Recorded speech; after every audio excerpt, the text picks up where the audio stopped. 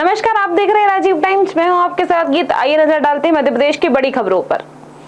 मध्य प्रदेश के मुख्यमंत्री डॉक्टर मोहन यादव ने कहा कि सिंहस्थ 2028 तक ओमकारेश्वर धाम भी बाबा महाकाल की नगरी उज्जैन की तरह जगमगाएगा। राज्य सरकार धार्मिक पर्यटन को बढ़ावा देने और विकास कार्यों को गति देने के लिए पर्याप्त धनराशि का प्रबंध कर रही है। मुख्यमंत्री ने कहा, हम ओमकारेश्वर को भव्य स्वरूप देने के लिए कार्य कर रहे हैं। सरकार ने हमारे धार्मिक पर्यटन को बढ़ावा देने के लिए पर्याप्त धनराशि का प्रबंधन किया है और इसी सिलसिले में हम लगातार अपने सभी देवस्थान जहां से धार्मिक पर्यटन की पूरे देश और दुनिया से लोगों की आस्था जुटी है, उनके प्रबंधन की दृष्टि से लगातार ध्यान दे रहे हैं। हमारे लिए सौभाग्य की बात है, 2 ज्योतिर्लिंग हमारे बीच में, हमारे मध्य प्रदेश में है। एक बाबा महाकाल का, एक भगवान ओंकारेश्वर का। ममलेश्वर ज्योतिर्लिंग महादेव हमारे अपने पवित्र नर्मदा जी के किनारे हैं और इस पर हम पर्याप्त ध्यान दे रहे हैं। इनकी व्यवस्था करने के लिए खासकर सिंहस्थ 2028 में ओंकारेश्वर धाम भी बाबा महाकाल की तरह जगमगाए, उतना उस सब में व्यवस्थाओं का प्रबंधन हो ताकि धार्मिक श्रद्धालुओं को कोई कष्ट नहीं हो। इस नाते से हम लगातार ध्यान दे रहे हैं। आज मैं फिर ओंकारेश्वर यात्रा पे हूँ और उम्मीद करता हूँ कि जिस प्रकार से हमने अपनी व्यवस्था बनाई है, योजना बनाई है, इसके बहुत अच्छे परिणाम भी आएंगे। लोगों के मन में आस्था के साथ मध्य प्रदेश से प्रेम बढ़ेगा। मेरी अपनी ओर से बधाई। मध्य प्रदेश विधानसभा में सोमवार को एक दिलचस्प नजारा देखने को मिला, जब नेता और मंत्री आपस में तारीफों की झड़ी लगाते नजर आए। नगरीय प्रशासन मंत्री कैलाश विजयवर्गीय ने जब विधायक अभय मिश्रा की तारीफ करते हुए कहा, माननीय सदस्य काफी विद्वान हैं, कॉन्ट्रैक्टर भी हैं और चीजों को समझते हैं, तो सदन में ठहाके गूंज उठे। इस पर पूर्व केंद्रीय मंत्री और विधानसभा अध्यक्ष नरेंद्र सिंह तोमर भी पीछे नहीं रहे और बोले, अनेक विधाओं के ज्ञाता हैं। सबसे मजेदार पल तब आया जब अभय मिश्रा खुद मुस्कुराते हुए बोले, मैं तो आप ही का शिष्य हूँ। गुरु शिष्य की इस जुगलबंदी ने सदन के माहौल को हल्का कर दिया और नेता भी मुस्कुराने से खुद को रोक नहीं पाए।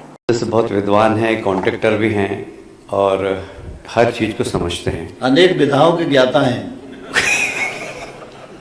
आपका शिष्य हूँ, आप ही का शिष्य।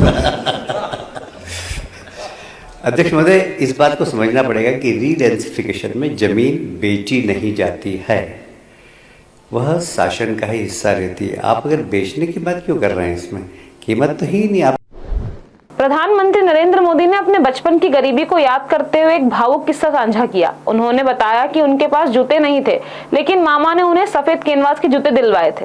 पर उन जूतों को चमकाने के लिए पॉलिश खरीदना संभव नहीं था, इसलिए स्कूल की चौक इकट्ठा कर उसे पानी में घोलकर पॉलिश की तरह इस्तेमाल करते थे। मोदी जी का यह संघर्ष बताता है कि मेहनत और जज्बे से हर मुश्किल को पार किया जा सकता है। उनके इस प्रेरणादायक किस्से ने करोड़ों लोगों को दिल छू लिया। मुझे याद है, मैंने तो कभी स्कूल में जूते वूते पहनने का सवाल ही नहीं था। एक दिन मैं स्कूल जा रहा था, मेरे मामा मुझे रास्ते में मिल गए। उन्होंने देखा, अरे तुम ऐसे ही स्कूल जाता है, जूते वूते नहीं है?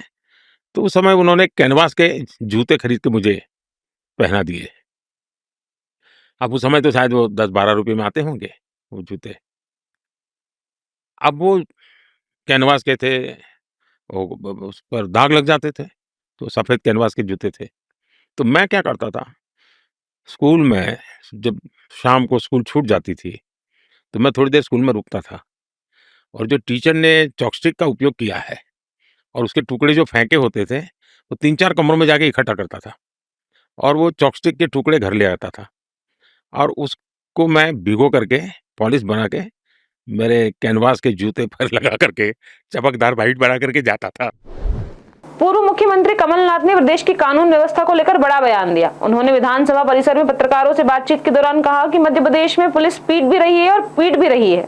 कमलनाथ का यह बयान हाल ही में वकीलों और पुलिसकर्मियों के बीच हुए विवाद समेत प्रदेश में बढ़ते अपराधों पर कटाक्ष माना जा रहा है। उन्होंने कहा कि भाजपा सरकार में कानून व्यवस्था पूरी तरह चरमरा गई है। जनता, व्यापारी, महिलाएं और अब तो खुद पुलिस भी सुरक्षित नहीं है। ये सरकार कानून व्यवस्था संभालने में नाकाम साबित हुई है। पर पूरा खुलासा नहीं हुआ। पर आज मध्य प्रदेश की स्थिति ये है, कहीं पुलिस पीट रही है, कहीं पुलिस पिट रही है। ये एक प्रदेश है देश का, पुलिस पीटती भी है और पिटती भी है। रेल मंत्री ने संसद में जानकारी दी कि भारतीय रेलवे एक यात्री को 1 किलोमीटर तक ले जाने के लिए 1.38 रुपए खर्च करता है, लेकिन यात्री से सिर्फ 73 पैसे वसूले जाते हैं। यानी रेलवे हर टिकट पर 47% की सब्सिडी देता है, जिससे सरकार को सालाना 60,000 करोड़ रुपए का घाटा उठाना पड़ता है। उन्होंने बताया कि भारत में रेल किराया पड़ोसी देशों की तुलना में सबसे कम है, जबकि विकसित देशों में यह 10 गुना अधिक होता है।